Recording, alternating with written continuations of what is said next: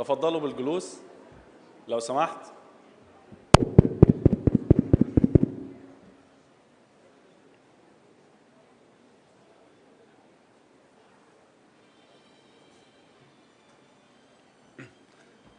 والآن نبدأ الجلسة الختامية في هذه القمة، وإن شاء الله يكون ختامها مسك. وحابب أذكركم كلكم اللي احنا عندنا الكلوزنج سيشن دايركتلي بعد البانل، فكل الناس تفضل في مكانها، وحتى كل الشباب اللي شايفيننا فوق في الاكزيبيشن بعد ما نخلص البانل دي كله يكون موجود في الكلوزنج سيشن إن شاء الله، علشان هنعلن على مبادرات تهم كل رواد الأعمال في الوطن العربي. والآن نبدأ في جلسة Opportunities Know-how, how to create opportunities for SMEs and disruptive technologies and digitization. هنسمع أفكار جديدة.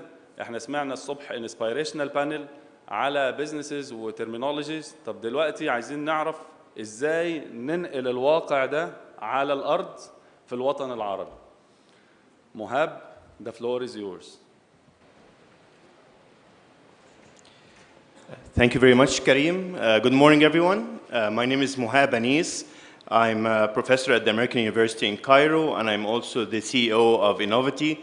It's an innovation management consultancy where we've been doing work over the past 15 years, and I'm very happy to be with you today and with the distinguished panelists to talk to you a little bit about some of the emerging technologies that are really reshaping the kind of products, services, and business models that we are presently consuming.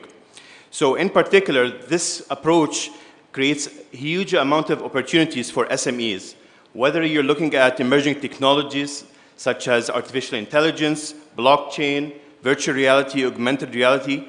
All these different technologies create many opportunities across multiple industries to reshape the world that we live. So I'm very happy that we have distinguished panelists with us to talk to us a little bit about what are these technologies, how can we actually benefit from these technologies, what are the risks associated with these technologies, and what can we as SMEs, as policymakers, do in the next 2-3 years in order to capitalize and to leverage on some of these emerging technologies. So let me first introduce our panelists. I'm very happy that we have Rudy Shoushany with us. Rudy is the founder of CryptoTalks and DxTalks, and he's an international technology consultant. Very happy to have Asha Easton. She is an Immerse lead at Innovate KTN UK network and a co-founder of the Extended Reality Diversity Initiative. And very happy to welcome Emmanuelle Ganne. She is the MSMEs and blockchain lead at the World Trade Organization. Unfortunately, Kيفية, who is our fourth panelist, was not able to come today. So this actually would allow us to have even more time to answer some of your questions. Okay, so let me actually start with Rudy. Rudy, you are a digital transformation strategist. You've worked in this area for a very long time around different technologies such as Web 3.0, blockchain, and also related to some of, and also going into the cryptocurrency domain. I wonder if you can highlight a little bit about what really Web 3.0 is, what are the different type of applications that you can actually utilize using this kind of technology, and what are the specific opportunities that you think SMEs here in the Arab world can benefit from when they try to develop products and solutions related to Web 3.0. So Rudy, please, if you can share this experience with us.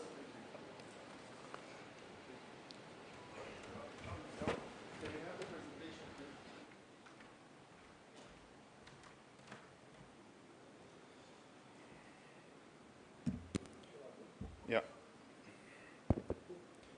So that's your stuff. So I want to thank first the organizers, of course, the hard work that they've done, Karim and Joel and the other teams, and the hidden soldiers behind all of this. So let's go back to our topic, and actually our question is the Web3 aspects. So I'm gonna skip this. Can I have a microphone, please, if on the stage? if you don't mind, meanwhile.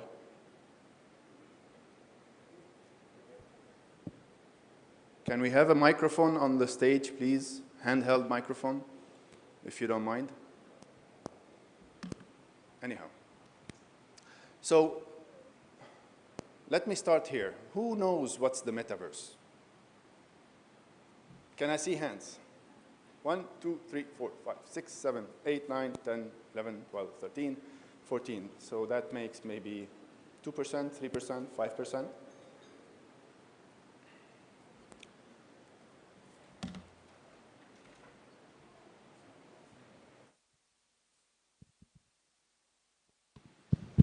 So who knows what's Web 3.0?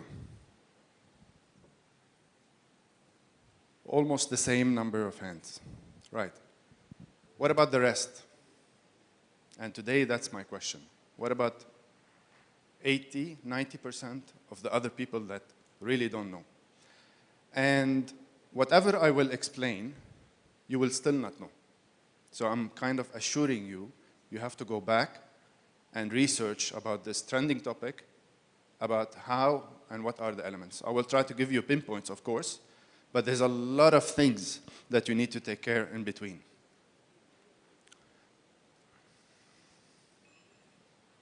So the big question is, why are we talking about the metaverse, blockchain, Web3?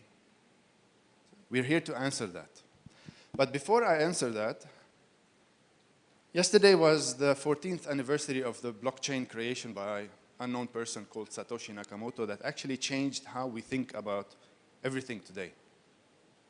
And with that, now banking, finance, governments, everybody is inspired to change in this new revolution. Sometimes it's too advanced for us at this point of time, but we should be able to start tapping into this. This is a Bitcoin. Who knows what's this? I mentioned it, but who knows what's the value of this today? So I asked a question earlier on, who knows about Web3, blockchain, and metaverse? I received maybe 5, 10%. Who knows what's Bitcoin? Exactly. So one way or another, we know what's the application, because that was the first application, which was Bitcoin. And who wants a Bitcoin? You're the first hand. You get one. That's actually the lady, but it's okay. So I have another one. Who wants another one? Here we go. This time for the... Why do you want a Bitcoin? Let me do that. I wanted to be a rich woman. So the monetary value that she answered is this, what she wants.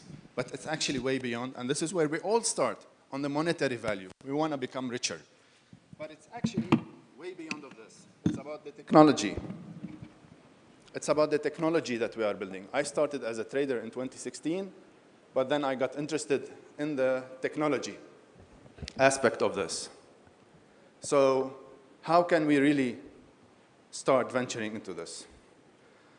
If you look at the definition of a metaverse, and I'm thankful for the panel that was before me, and I'm very thankful for Joel of what he explained, and this guy, actually, you should follow him, because really he's an inspiration leader. He mentioned a lot of futuristic things. Some of us will question, are we there yet? Some of us will question, are we dreaming? Is it a trend? Do we need to go there? Is it too advanced for us? So those are really critical questions, and I'll tell you why. Let's understand a little bit about Web 1, because that's the core of my presentation. Web 1, I think we all know it, was simply put a username and a password where the internet was, we were only consuming the internet. Then in around 2004, 2005, and this came organic. It wasn't planned. We started seeing Web 2.0, which was about read and write. So this is where we started seeing more projects more writing content similar to Facebook, YouTube, and so on and so on. But with Web 2.0, there was something missing. Our identity, our privacy, and the abuse of our data for them to monetize it and for us to give it for free. And this is where Web3 comes in. Web3 gives us the option of eliminating all of those. You cannot tap into our data without prior authorization. You cannot tap into our data without us allowing you. And most importantly, it's built on something called a blockchain. Was it private or public? So the data is written publicly. You can inquire it, view it, transact on it, or even on a private. And believe me, private blockchain is one of the things that you should all follow and try to implement. Even going on a public ledger or a public thing is something very dear to my heart, but is as important also on a private blockchain. Because if you think how will the transformation happens towards the future, it's going to be on the blockchain. And if we look at the region, I'm going to give a couple of examples. We're going to see why it was built on the blockchain and what are the elements. So it's right for censorship, right for privacy, and right for security. And all of this is really amazing. And one more thing blockchain gave us in humanity is something called decentralized. I'll explain it a little bit now and I'll explain it later. Decentralized or permissionless is we can own the internet. We can own our application. Nobody can shut it down. Nobody can interfere in it. Nobody can play with it.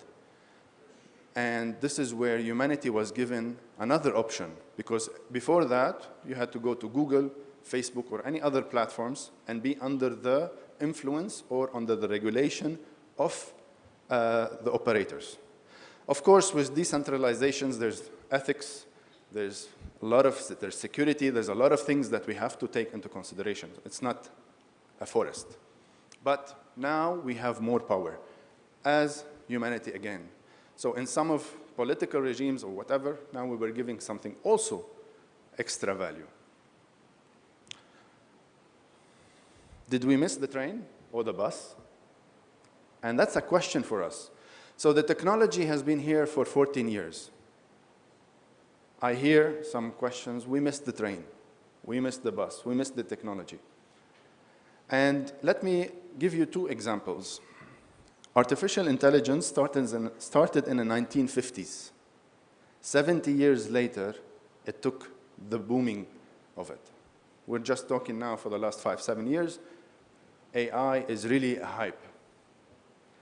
This is only 14 years old, so it's still a baby. There's a lot of innovation that can go into it. But we have a unique chance as an Arab region. First, on the decentralization. And secondly, it's happening not just today. We can always do innovation. And we can today tap into this. This is our chance. And this is, again, cross-border. It's not about if we are today in Jordan, it's not about Jordan. If we are in the Gulf, it's not about the Gulf. It goes way beyond. So we can all be tapping into this and not missing the opportunity. But what do we need? First, the will. That's, I think, one of the hardest things to get, is the will. We don't know sometimes we want to change, and we don't know sometimes this is what we want. And sometimes we're sitting in our comfort zone, and we blame policies and legislations. But we want to change.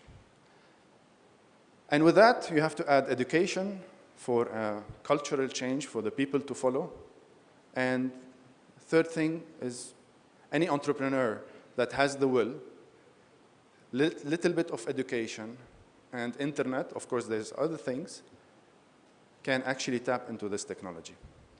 From developer perspective, from company perspective, from entrepreneur, from you name it, today you can create something in the blockchain. Something is trying to solve a problem. A problem maybe in our daily lives. And we've seen Abdulrahman earlier on, that was one of the good examples. How many Abdulrahman can we have? Why did he venture into this? Somebody asked him, what was your success? How can we learn from this? But we need to start before getting into there. We need to understand what's the market, what's the gap.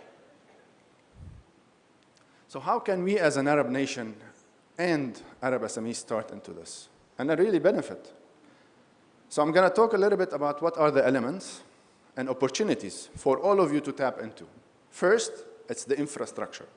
Some will argue that infrastructure, we're not made to create infrastructure in terms of electronics and whatsoever. There's a lot of good examples in the region that are tapping not just into the blockchain, but tapping into the big telecom aspect or big cybersecurity or anything. So we have some of the talents available. Developers and development. How many here is I would say, let's start with this. How many here is a developer? Yeah. If you just add to your resume or your CV that you are a smart contract or blockchain developer, I promise you, you will be having a lot of opportunities. And there was another initiative in the UAE for 1 billion or 1 million, something like that, if I'm not mistaken, Arab developers. So why is this important? Okay. Applications, there's a lot of applications that we need to create to empower this. Data. And today we are selling our data for zero cost. We're just a pipeline towards whatever you want to call it, the East or the West. How can we maintain our data? How can we generate data for us? And between the application and data, how we can create local applications that are locally developed for the local regions that can go global. And lastly, we need the innovation part. How can we really innovate to create? And to think outside the box. What does the world need? Rudy? Yeah. Good? Yeah. Quickly, 2 slides. So first, we have the remote power that we have, that today we can work remotely. You don't need anymore to be located outside. You don't need to immigrate or migrate to another region. We have that power. All you need, again, laptop, internet, and some good ideas. And again, this is permissionless. You don't need permission to do it. You just have to innovate. Those are the elements. And we're talking about protocol layers. We're talking about infrastructure, access to Web3, was it wallets, and so on. Who has a digital wallet? So those are the elements of Web3. And this is what we need to empower more and create more in our region, focused on all of those elements. Those are the applications that are many, and there are maybe 10 other slides similar to this with more applications and more applications that are being built. Every day I'm bombarded. I have my talk show called CryptoTalks Wednesdays, every Wednesday at 7:30 Dubai time. And then I get asked every week, do you know this application? And my answer is no. And I'm researching on weekly basis and daily basis. So this is a world of opportunities. And it's empowering the future of digital economy, especially now we are talking about digital ministry. How can this be tapping into the next generation and empowering the next generation?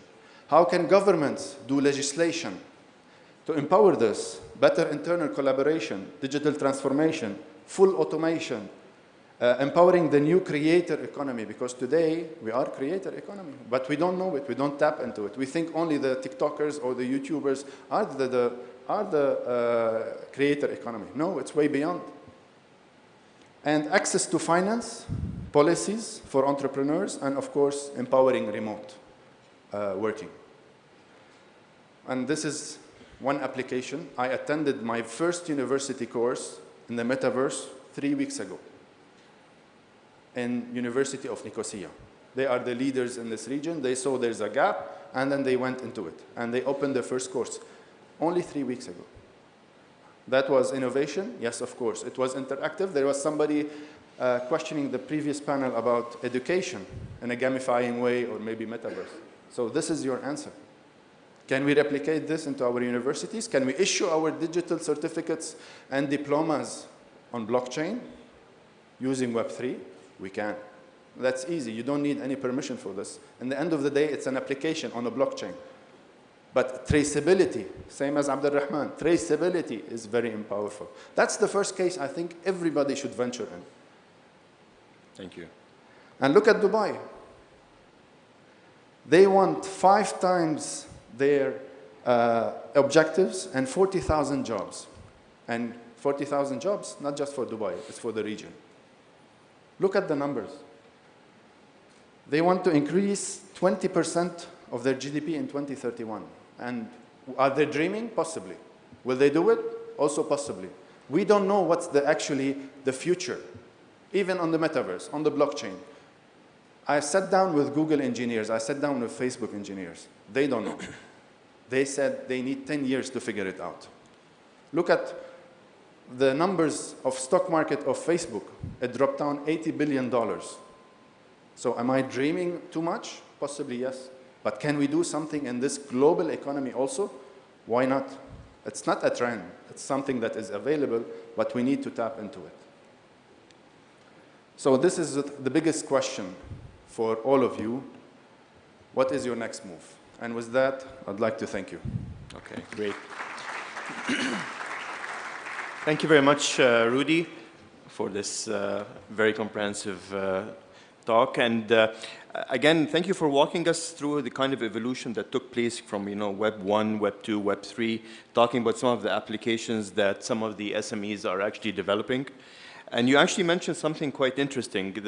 When you start talking about Web 3.0 and the kind of data that gets transmitted, we start talking about privacy considerations. We start talking about ethical considerations related to youth and children that are using metaverse applications. So I'll get back to you on that part.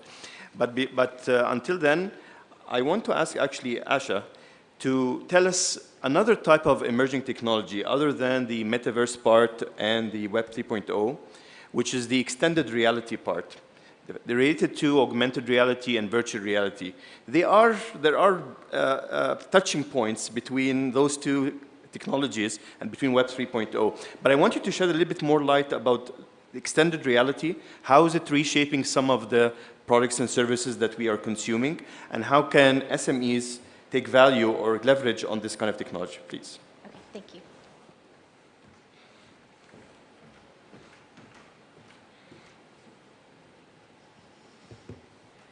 Okay, that's my presentation. Hello, everyone. There we go.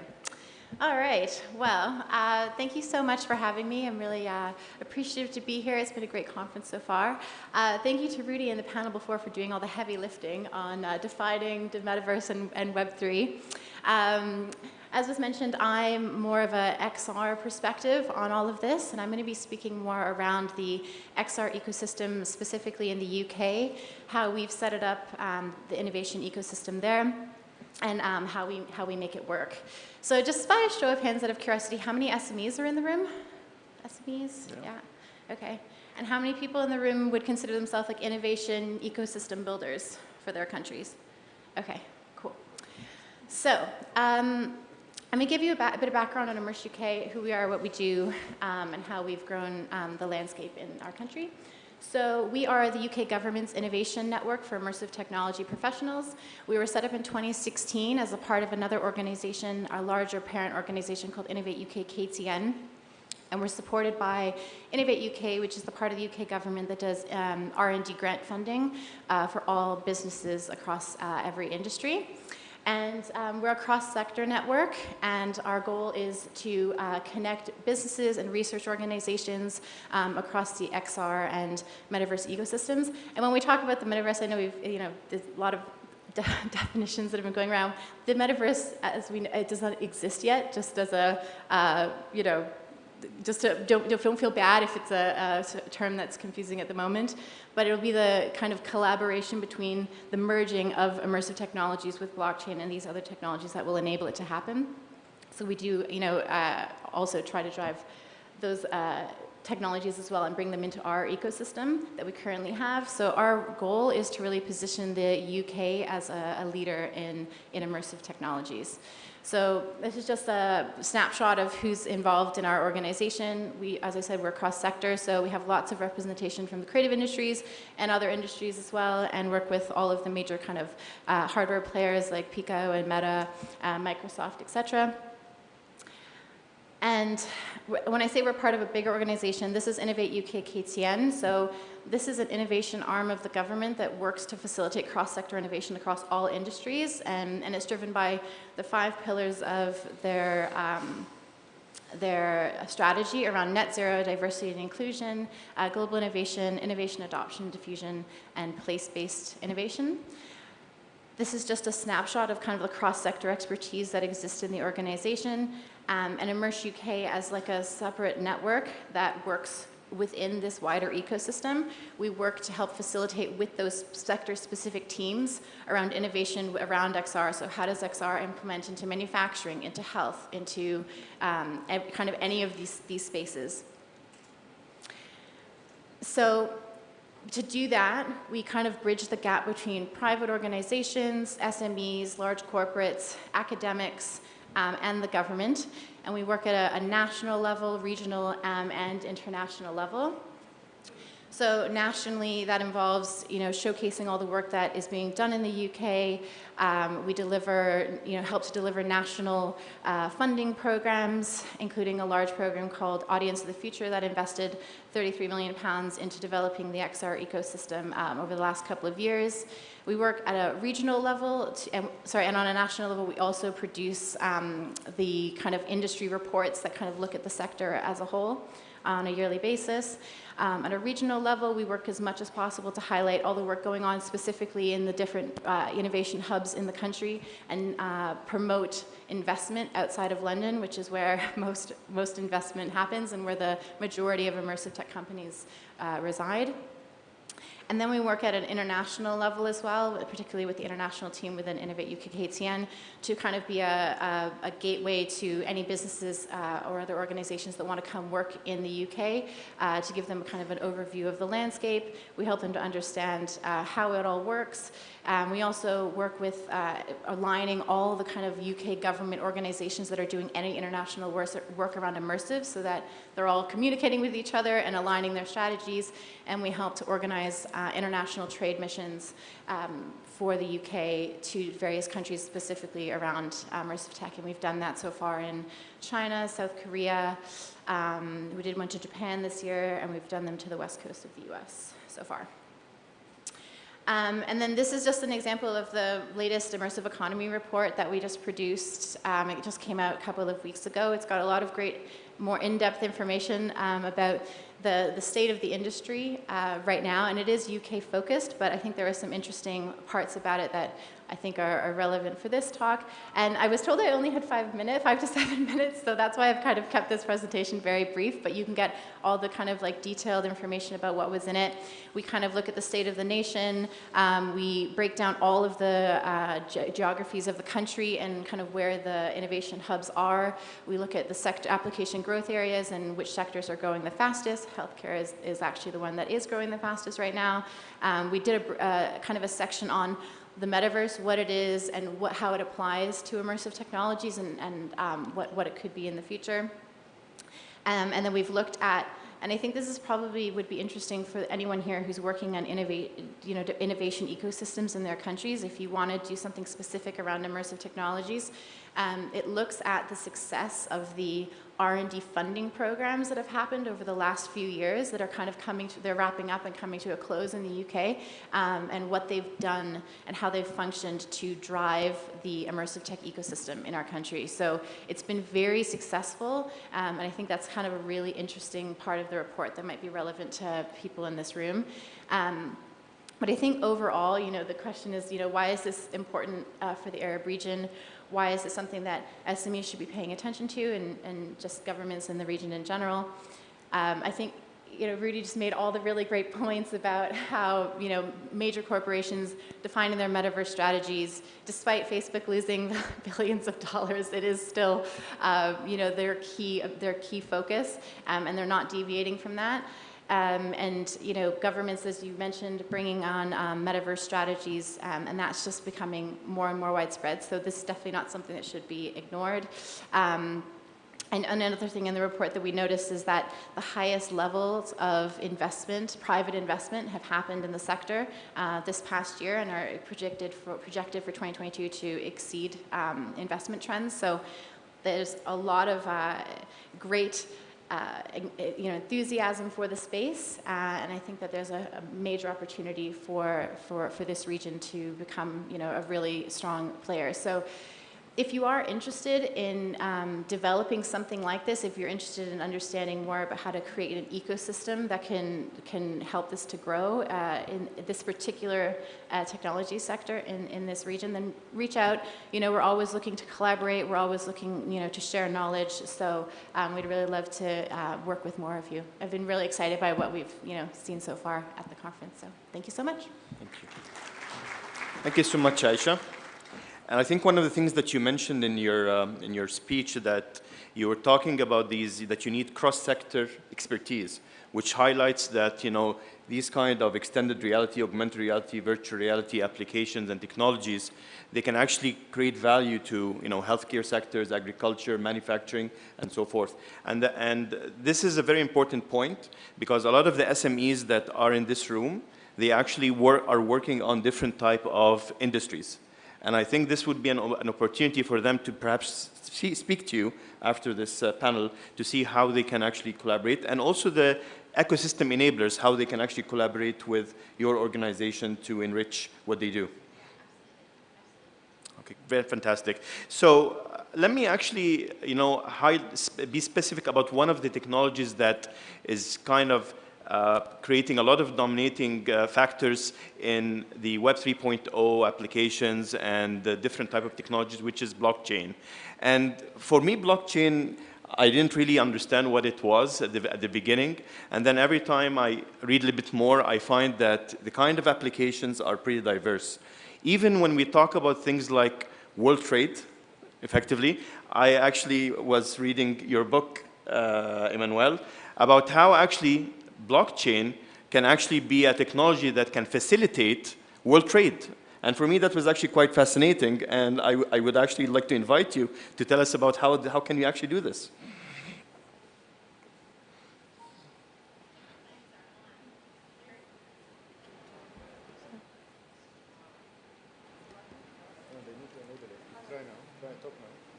Try now? Does it Working work now? Yeah, Oh, yes. There we go. Okay, technology. Well, thank you very much first for organizing these very forward-looking panels. I'm sure there will be a lot of new ideas and food for thought.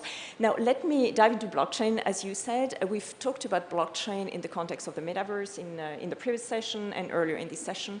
But blockchain is certainly much more than the metaverse. It's much more than Bitcoin. And it has, in fact, as you were saying, many applications in international trade. It can make international trade more efficient, more inclusive, help the participation of small businesses in international trade. And this is really what I want to focus on. How can it help alleviate some of the key challenges that we face in international trade, which is the fact that there are many different actors involved, that the processes are still very paper intensive. There are about 4 billion paper documents that are being shipped every year.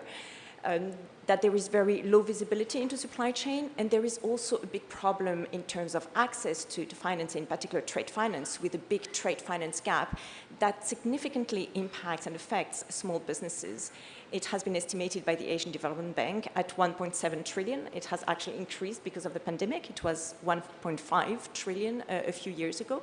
So we have these key challenges that have been exacerbated by the current pandemic. So how can blockchain help? It can actually have many different applications when it comes to international trade. But before I dive into this, I just would like to get an idea. As you were saying, it's difficult to know what blockchain is. We talk a lot about it, but how many of you know specifically what blockchain is, what the technology is? And I'm not talking about Bitcoin there. Blockchain? I see, yeah.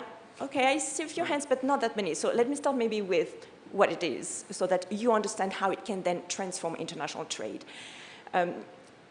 We use the term blockchain in a generic way very often, like I'm currently doing actually, but we should be talking really about distributed ledger technologies, blockchain being only one type of distributed ledger technologies. But let me use blockchain because it's easier and more catchy as a term. Now, what is it? It's a ledger that is decentralized, as Ruby was saying, so there is no central entity that can control it. It's distributed, meaning that each node or each computer that is connected to the network has a copy of the transactions. The transactions are added to the ledger in a permanent and near inalterable way, so they are tamper-proof because of the use of advanced cryptographic techniques. And what is very interesting is that the transactions are time-stamped and linked to one another, which allows for traceability, for example, along the entire supply chain. So you can trace products along the supply chain, and we heard a very interesting example in the previous panel. Abdelrahman was talking about Decapolis and what he does with olive oil. It can also allow to trace documents along the entire supply chain. So traceability, as Ruby was saying, is certainly one of the most powerful use cases for blockchain in international trade. It allows you to track products along the entire supply chain, to determine the origin, provenance of these products, make sure that they haven't been altered, know who has done what, when, and so it creates trust for consumers, of course, but it can also make it easier for companies, for example, to fight fraud, and there are actually quite a few use cases in that space, including luxury brands like LVMH, for example. It can allow to track tainted products very quickly, so you have big companies like Carrefour or Walmart using it to that effect, but it can also allow small producers to prove the quality of the product, the origin of the product, and to negotiate fair prices. And so this is what Abdelrahman was talking about when he was using it for olive oil, and he was saying that when the producer was trying to in Germany, there was very low visibility, which is a big issue in international trade, and that blockchain allowed those producers actually to show the value of the product, the quality of the product, that they met certain standards through certification, and therefore give them more power to negotiate a fair price. This traceability can also be interesting when it comes to access to trade finance. As I said, there is a big trade finance gap. And one of the reasons for this trade finance gap that particularly impacts small businesses is the fact that they don't have a credit history. Now, blockchain makes it possible for small businesses to create this credit history, and so makes it easier for banks to assess the creditworthiness of small businesses. And in fact, there are many use cases in the trade finance space that use blockchain to facilitate trade finance processes and make it easier for small businesses to access trade finance, be it to facilitate traditional trade finance processes like letters of credit, for example, where the use of blockchain has been shown to reduce the time needed to proceed to finalize a letter of credit transaction from 7 to 10 days to just a matter of hours, or be it for new forms of trade finance, in particular supply chain finance with deep tier financing, which is possible because of the traceability dimension. So this is a very important use case, traceability, but another very important use case when it comes to international trade is the efficiency it can bring for supply chains and how it can make them or remove inefficiencies from supply chains. It all starts with digitizing trade documents. And here, blockchain has very interesting characteristics, which is that it avoids the double spending issue. The fact that you cannot use, for example, a bill of lading, which is a critical document in international trade, twice for financing. And there were some big fraud scandals in Asia where bills of lading had been used twice for financing. Now with blockchain, you have the guarantee that the bill of lading you have on the system is the authentic one, it's the original one. So from a fraud perspective, it's very interesting. And it can therefore really supercharge trade digitalization. But it's also very interesting because, as I said, there are many actors involved in international trade. And so when all these actors are connected to a single platform, they have the guarantee that what you see is what I see. They see the information in real time, and it can therefore remove many frictions. And there are a lot of projects here again, not only in trade finance, but in logistics, for example, and DP World in the UAE is using blockchain to that effect to truly digitalize supply chains. Customs are also looking into it for their processes, and in the Arab region, the UAE and Morocco in particular are looking into it. So there's a lot of activity in that space because blockchain can build trust between the different actors, solve the double spending issue, and therefore facilitate trade processes. Great. It can also be used to automate processes through the use of smart contracts and therefore gains in efficiency. So quite a lot of opportunities that are out there, and the fact that it can make trade more efficient is important for small businesses. Why? Because they are the ones who suffer the most from burdensome procedures because of their limited capabilities. But I would like to note that technology is only a tool. In order to truly make a difference, there is a need for more than just the technology. There needs to be the right ecosystem in place. And so what do we need for that? First, we need to raise awareness and knowledge about the technology, awareness about the opportunities that it can create, but also about the potential challenges that may arise. And Ruby touched upon that. But there is also a need, and I know there are some policymakers in the room, to put in place the right legal framework. And this is particularly important when it comes to international trade, to make it possible for companies, including small businesses, to benefit from the technology. And what do I mean here? There are two things that are critical. The first one is legislation on e-signatures. I did some homework yesterday, looked at who did what in the region. Some countries do have legislation on e-signatures, but actually quite a few do not. So I would invite, if there are policymakers in the room, please look into it and pass legislation on e-signatures to make it possible to truly move digital. The second thing that needs to happen is to make it possible for documents of title, like bills of lading, to be not only digitized, but also that these e-documents can be transferred across jurisdictions and recognized in the other jurisdictions. And here, the UN trial adopted a model law on, it's called Model on Electronic Transferable Records, MELITAR, in August 2017. And it's a critical piece to make it possible to move digital for international trade and make it easier for small businesses to participate in international trade, because it allows for recognitions of bills of lading. In the region, only 2 jurisdictions have adopted MELITAR. Bahrain was actually the very first jurisdiction to adopt it worldwide, so congrats. And there's the Abu Dhabi Global Market also that has adopted it. But so I really invite the other countries of the region to look into it, because without that, it will be very difficult to use blockchain to its full potential for international trade. And last but not least, I will finish with that, is the fact that it's critical to use open and global standards so that we all speak the same language and we can exchange data from end to end, from one system to another. Now, we published with the International Chamber of Commerce a standards toolkit that maps around 100 standards that are being used in international trade. And I really call on you, whether you're an entrepreneur or whether you're a policymaker, to make use of these open and global standards so that we build synergies and we can truly exchange data related to international trade from one system to another much more easily. Otherwise, we just create other barriers. These interoperability issues are really critical.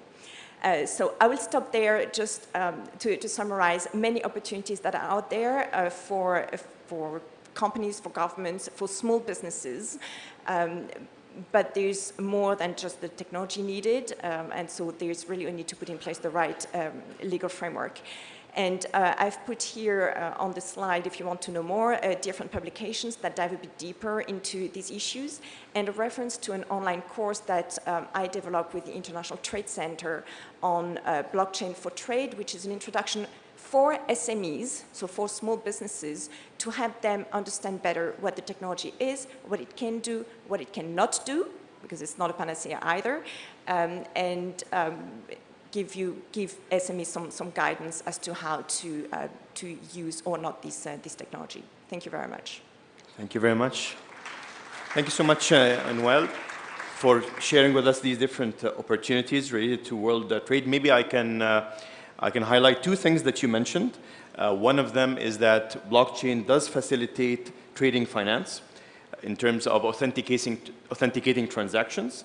And the other thing that it creates efficiencies in supply chains, which is through the concept of digitizing documents that normally are paper work right now. So digitizing this would definitely facilitate a lot. I want to actually highlight the idea that you actually created a training course for the ITC, the International Trade Center, and that's actually amazing. And maybe I can highlight to some of the SMEs here in this room that ITC actually has a lot of open and public information and courses that you can actually access quite easily. Any one of you, any SME who is thinking of exporting anywhere in the world can get a lot of valuable market intelligence from the ITC. So just Google ITC and you'll find classification based on different type of products, a lot of information about who are the top countries that are actually importing these products, what are their needs, and it can give you some really, really cool information. So thank you for that, please. Yeah, maybe just to add that this online course that we developed with the ITC is free of charge. So any of you can actually take it. Absolutely. So that's the beauty of ITC, that everything is free of charge. Now let me actually go back to something we were talking about, which is the metaverse. And I want to actually state this question to you, and because for me it was actually quite interesting. I understand that any kind of new technology takes time to actually get developed. It takes time to get adopted. And there's always this typical technology cycle that we actually always have to go through. Now what was fascinating for me is that Facebook, or I should say actually Meta, lost 70% of its value in the last 9 months. 25% of its value was lost in the last week alone. So yes, we have these disruptions in supply chains because of the coronavirus. Yes, we have the war between Ukraine and Russia.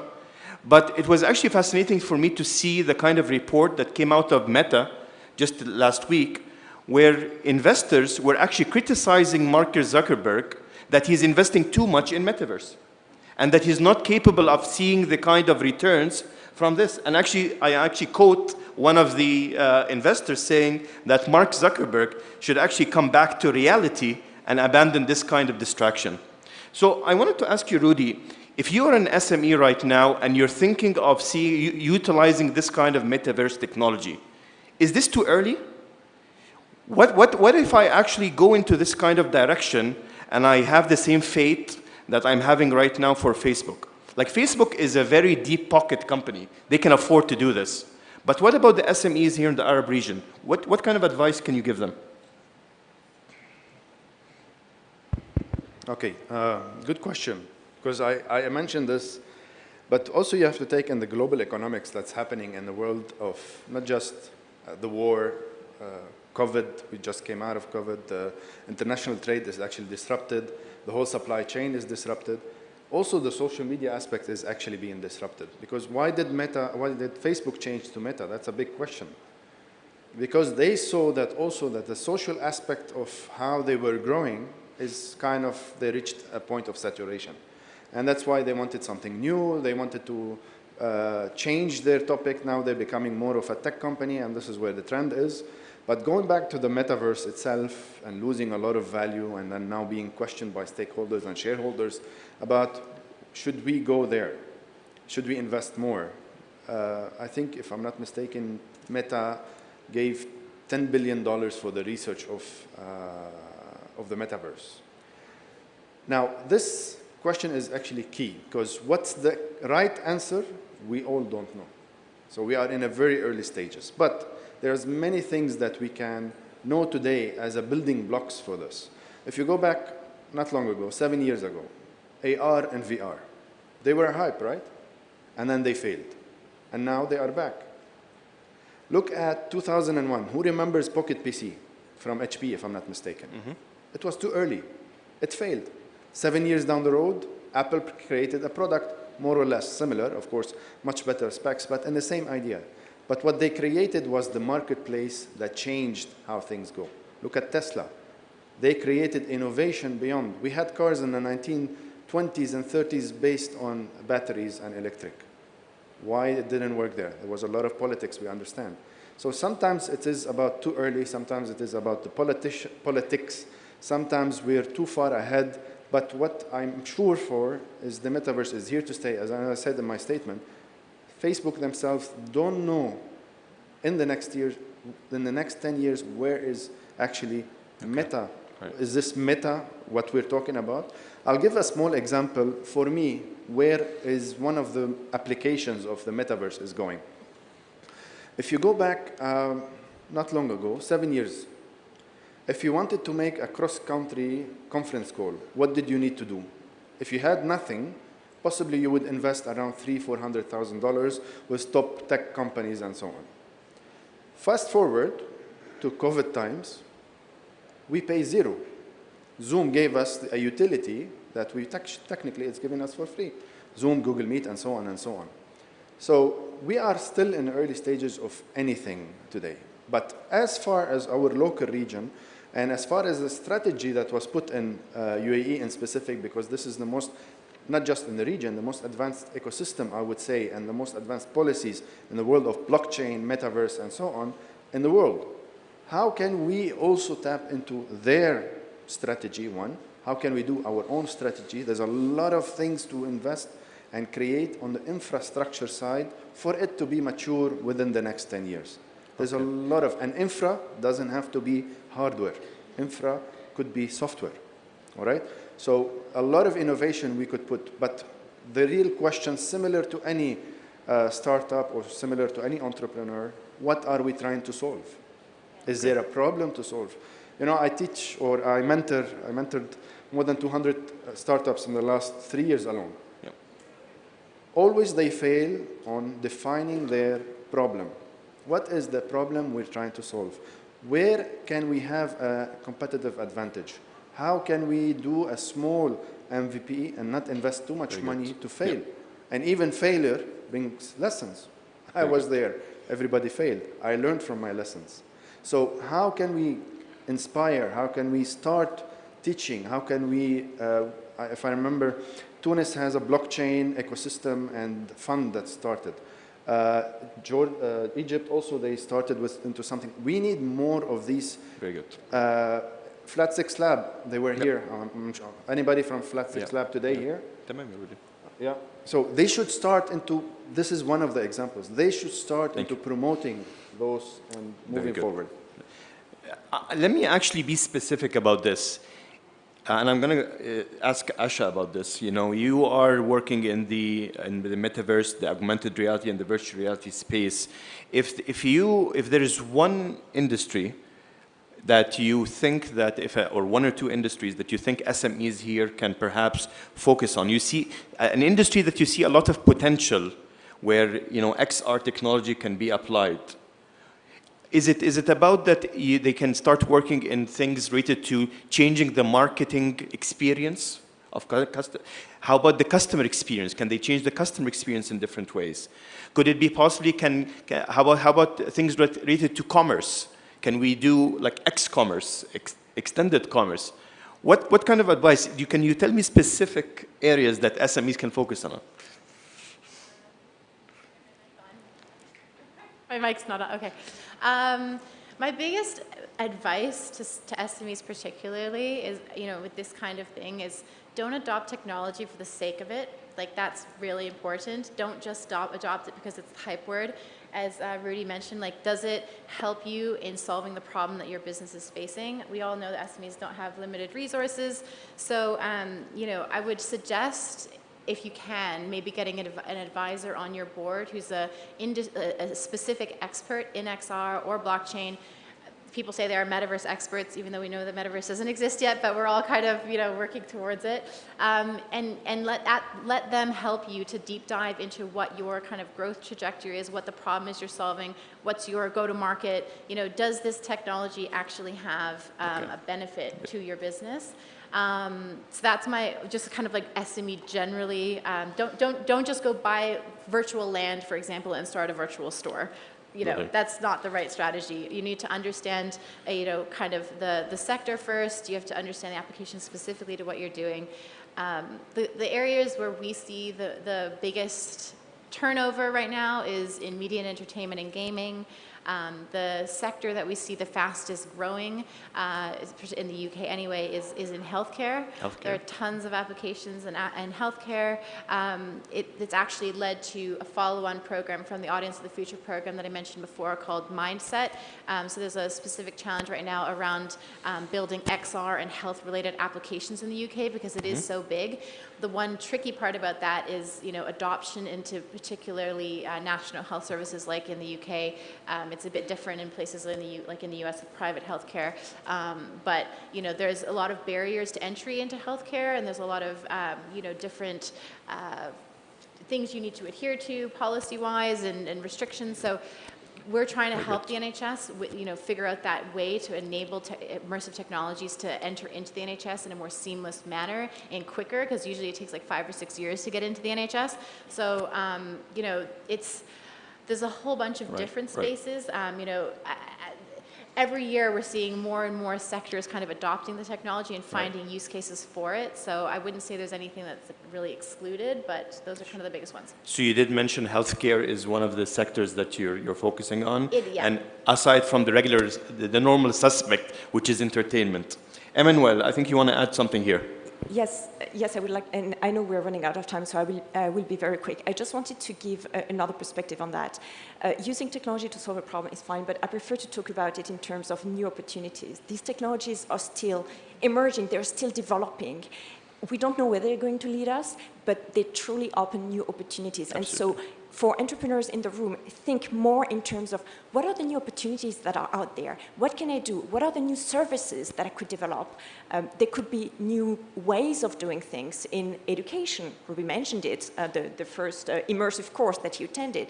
In terms of healthcare, indeed, to train surgeons, for example, instead of doing it in the real world, you would do it in the virtual world, but truly in an immersive way.